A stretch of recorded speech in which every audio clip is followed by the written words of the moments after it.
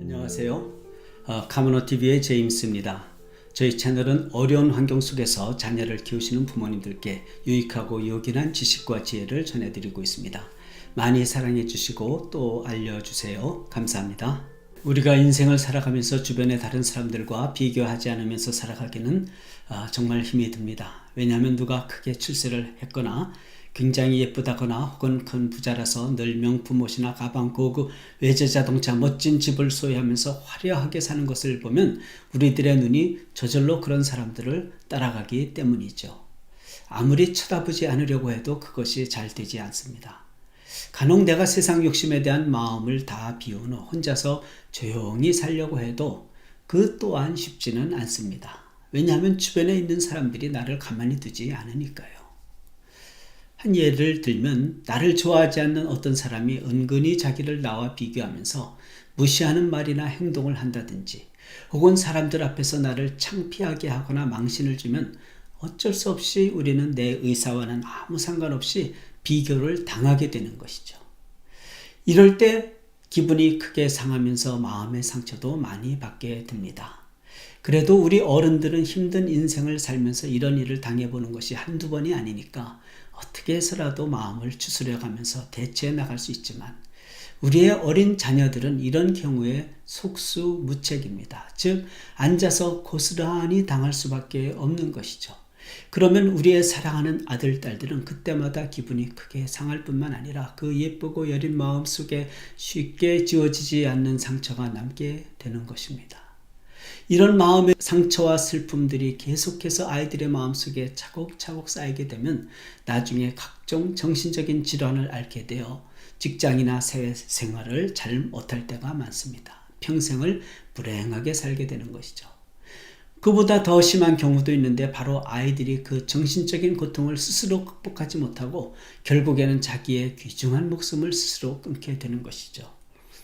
요즘 뉴스에 심심치 않게 나오는 유명 연예인들의 극단적인 선택들도 아마 비슷한 정신적인 문제에서 비롯되는 것 같습니다. 즉 그들은 겉으로 보이는 화려한 생활과는 달리 집에 가면 너무 외로울 때가 많고 인기가 갑자기 뚝 떨어질까 봐 두렵기도 하고 혹은 소셜미디어에서 악플이 많이 달리면 죽고 싶을 정도로 마음이 괴롭기도 하고 등등으로 인해 자신과는 별로 상관없는 다른 사람들 때문에 오랜 시간 괴로워하다가 목숨까지 잃어버리게 되는 것이죠. 참 안타까운 일이 아닐 수 없습니다. 그래서 우리 엄마 아빠들은 자녀들의 공부에 신경을 쓰는 것처럼 아이들의 정신적인 건강에 대해서도 비상한 관심과 지원을 해야 합니다.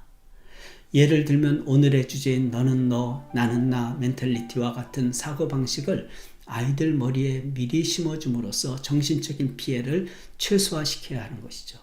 그러면 요즘 현대 사회에 만연하고 있는 심한 비교의식과 차별문화가 가져다주는 해악인 각종 정신질환으로부터 우리의 사랑하는 아들, 딸들을 지켜나갈 수 있을 것입니다. 이것은 마치 엄마, 아빠들이 우리 아이가 홍역, 결핵, 파상풍, 소아마비, 독감, 코로나 바이러스 등과 같은 무서운 병에 걸리지 않도록 미리미리 예방주사를 맞히는 것과 같은 원리인 것입니다. 그러면 너는 너, 나는 나 멘탈리티라는 백신을 미리 맞으면 과연 어떤 유익이 있을까요?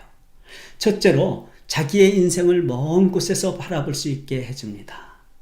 사람들이 어떤 인생의 목표를 정해놓고 그 일에 성공을 하려면 당장 소매를 걷어붙이고 열심히 하는 것도 중요하지만 더 중요한 것은 아마도 장기적인 안목을 갖고 계획하고 추진하고 또 수시로 평가를 하면서 궤도 수정을 잘 해나가는 일일 것입니다.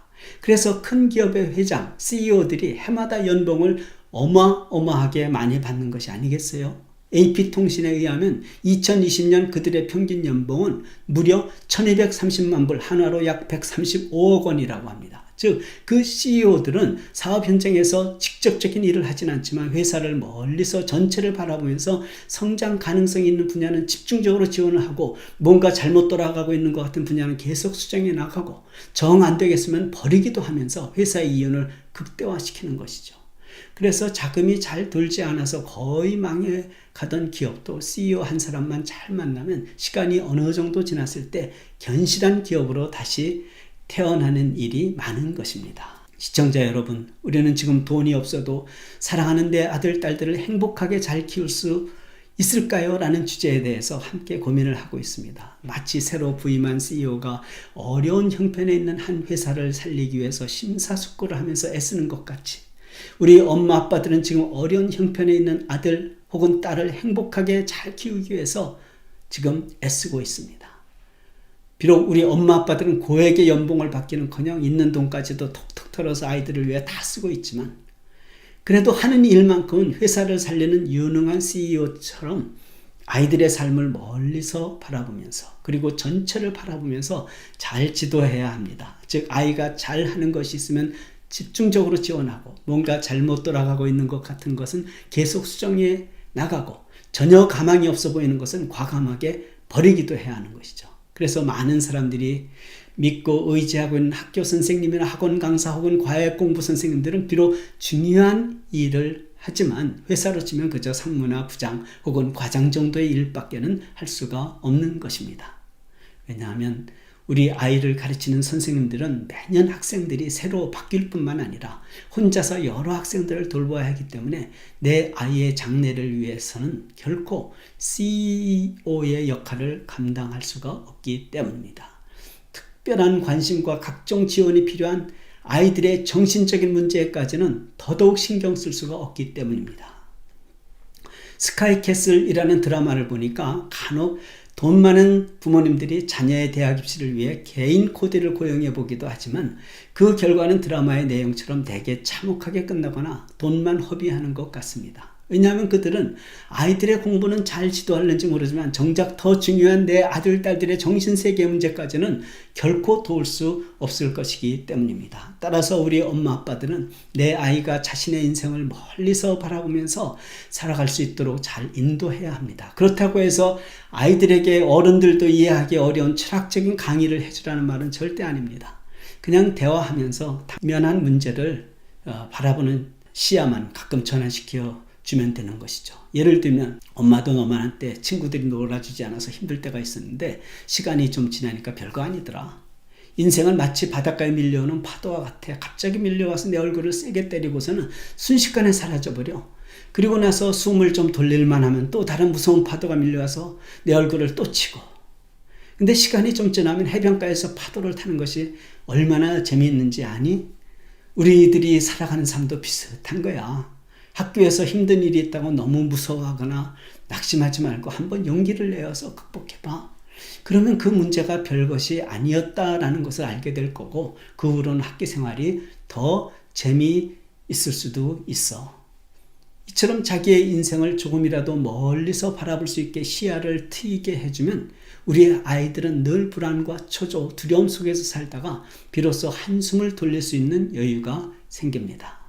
그리고 요즘은 평균 수명이 늘어나서 90세 이상 사시는 노인분들이 주변에 참 많아졌습니다. 그분들의 삶을 우리가 대강 살펴만 봐도 요즘 아이들이 갖고 있는 큰 고민거리들이 장기적인 안목으로 보면 그다지 대수롭지 않은 일임을 금방 알 수 있습니다. 즉, 그 노인들이 옛날에 다니던 학교에서 받았던 성적표들, 그들이 지녔던 외모나 인기 여부들, 가난 혹은 부자였던 집안 사정 등등, 아마도 그분들의 삶에 미쳤을 영향은 분명히 미미할 테니까요. 따라서 다시 한번 강조를 해드리면, 내 아들 혹은 딸이 학교에서 인기가 없거나 공부를 못해서 심한 열등감이나 시대에 빠져 있을 때, 혹은 나쁜 아이들로부터 괴롭힘을 당하거나 왕따를 당해서 학교 가는 것을 싫어하거나 두려워할 때, 기타 여러 가지 이유로 극심한 스트레스를 받으면서 자살 충동을 때로 느끼고 있는 것 같으면, 엄마 아빠들은 사랑하는 아이에게 인생을 멀리서, 그것도 전체적으로 바라보라고 충고를 해줘야 합니다. 즉, 우리 아이가 학교 가는 것을 아주 싫어하는 것 같으면, 아들, 딸, 학교에서 누가 너 왕따시키거나 괴롭히는 애들은 없니? 그런 일이 있으면 엄마, 아빠한테 꼭 얘기해야 돼. 가만히 아무 말 하지 않고 당하고만 있으면 그런 못된 아이들은 너에게 점점 더 못되게 구는 거야. 그렇게 되면 지금 내가 당하고 있는 고통보다 나중에 훨씬 더 큰 고통을 당하게 되어 있어. 그러니까 내가 그 못된 놈들에게 세게 나가서 그 문제를 빨리 해결해야만 해. 겁먹을 거 전혀 없어. 그리고 내가 정 못하겠으면 엄마한테 얘기해. 엄마가 나서면 그 애들이 너에게 잘못했다고 사과하게 만들 수도 있고, 그 아이들이 정말 끝까지 못되게 굴면 교장 선생님에게 연락해서 정학이나 퇴학까지도 시킬 수 있어. 그러니까 도망만 다니지 말고 내가 한번 용기를 내서 그 아이들하고 부딪혀봐.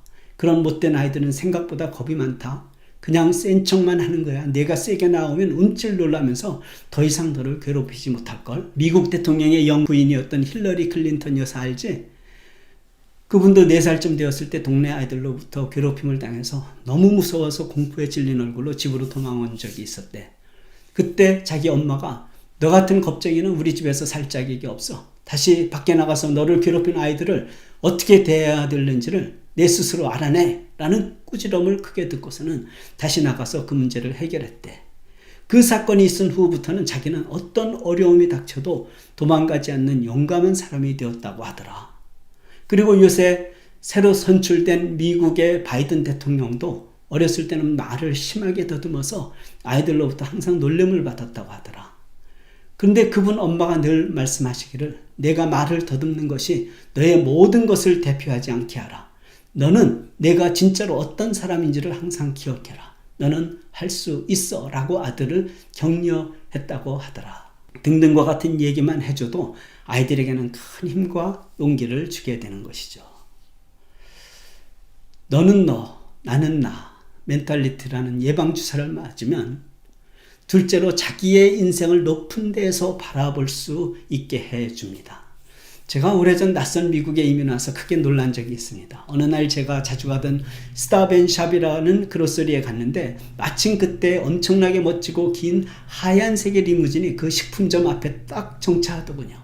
그 차가 제 눈에 확 들어와서 과연 어떤 사람이 그 차에서 내리나 봤더니 옷을 아주 귀티나게 차려입은 한 여자가 우아하게 내린 후 곧바로 가게 안으로 들어가더군요. 뭔가 필요해서 쇼핑을 하러 온 것 같았습니다. 저는 그것을 보고 미국이란 나라는 참 좋은 나라이구나 라는 생각이 들었습니다. 왜냐하면 저렇게 돈이 많은 사람들이나 나처럼 이민을 와서 가난한 사람들이나 같은 그로서리에서 똑같은 음식을 사 먹고 살아가는 평등한 나라는 생각이 들었기 때문이었습니다. 그리고 그런 일에 운전기사를 시키지 않고 자기 스스로 물건을 사러 들어가는 모습도 참 인상적이었습니다.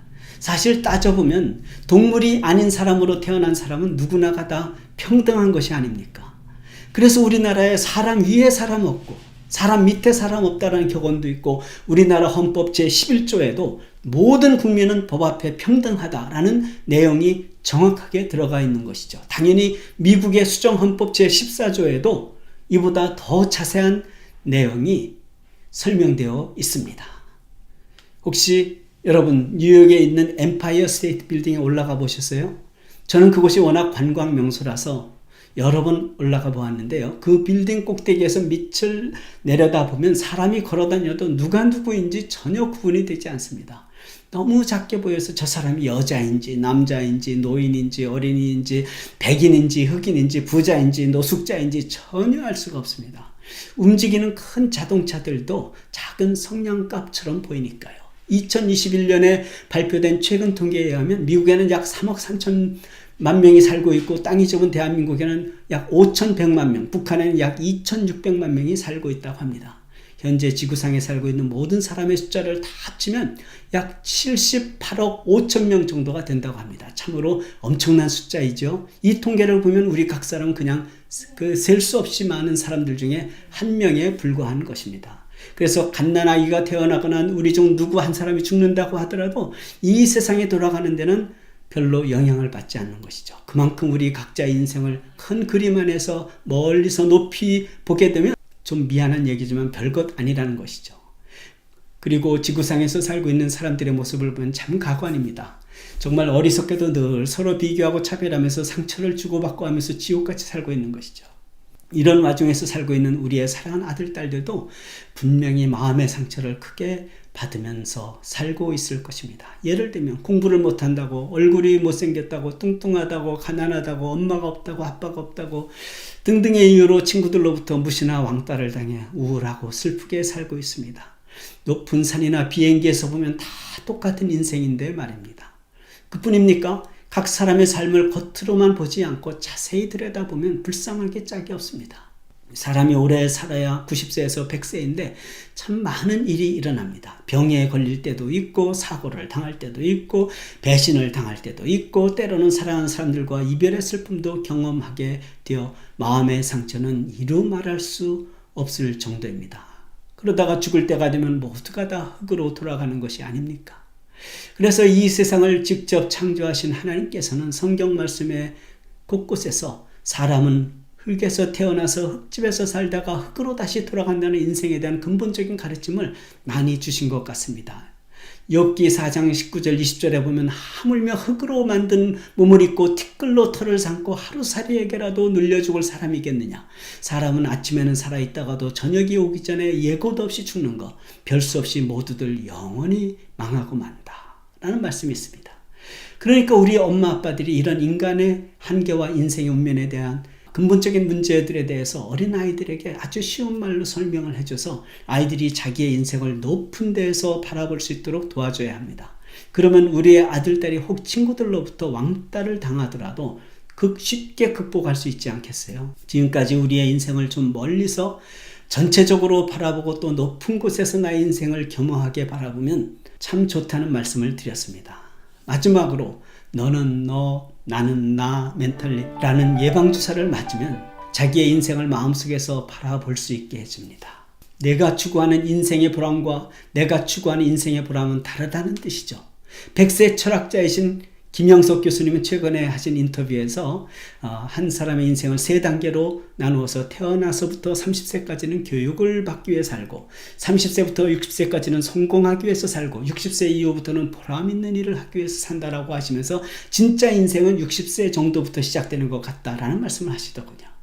그리고 당신의 친구들 중에는 100세 이상 장수하신 분이 7명이 있는데 그분들의 공통점은 욕심이 없고 뒤에서 남의 욕을 하지 않고 또 화를 내지 않는다는 말씀도 하셨습니다. 네, 그렇습니다. 보람을 위해서 사는 사람은 좀 특별하고 개성이 뚜렷한 멋진 사람입니다. 즉 돈과 명예를 얻기 위해 사는 보통 사람들과는 달리 보람 있는 일을 많이 하기 위해 사는 사람은 내면의 세계가 아주 강한 사람입니다. 웬만한 일이 아니면 별로 마음이 흔들리거나 좌절하지도 않습니다. 만약 우리의 사랑하는 아들, 딸이 이런 마음을 갖고 험한 인생을 살아가면 참 좋겠죠. 즉 아이들의 마음속에 나는 앞으로 많은 사람들의 유익과 행복을 가져다주는 보람 있는 일을 많이 하면서 살아가야겠다라는 확실한 신념만 있으면 주변의 못된 친구들이 우리의 아들 혹은 딸에게 절대로 함부로 대할 수 없을 것입니다. 왜냐하면 우리의 아이는 이미 그 나이 또래에서 가장 강한 아이가 되어 있을 테니까요. 그런 일들로 인한 쓸데없는 감정 소모나 시간 낭비도 하지 않게 되는 것이죠. 우리 모두 너는 너, 나는 나 멘탈리티를 우리의 아들, 딸에게 한번 가르쳐 보십시다. 네, 오늘 방송은 여기까지 하겠습니다. 시청해 주셔서 대단히 감사하고요. 자녀를 많이 사랑하시는 훌륭하신 엄마 아빠들 다음에 또 만나요.